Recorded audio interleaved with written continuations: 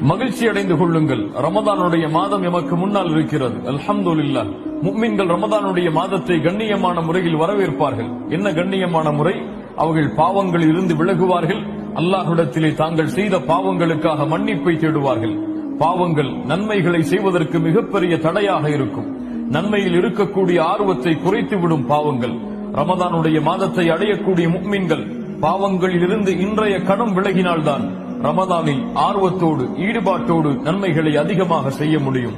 முஃமின்கள் எப்படி பாவங்களில் இருந்து விலகி அல்லாஹ்விடத்திலே தாங்கள் செய்த பாவங்களுக்காக மன்னிப்பை தேடி ரமதானை கண்ணியமான முறையில் வரவேற்பார்களோ அப்படி நாமும் வரவேற்போம். அல்லாஹ் ரப்புல் ஆலமீன் ரமதானுடைய மாதத்தை அடைந்து முழுமையான நோன்புகளையும் நோற்று அதன் முழுமையான கூலிகளை அடையக்கூடிய பாக்கியத்தை அல்லாஹ் ரப்புல் ஆலமீன் எனக்கும் உங்களுக்கும் உலகத்தில் வாழும் எல்லா முஸ்லிம்களுக்கும் அல்லாஹ் தந்தருள்வானார்.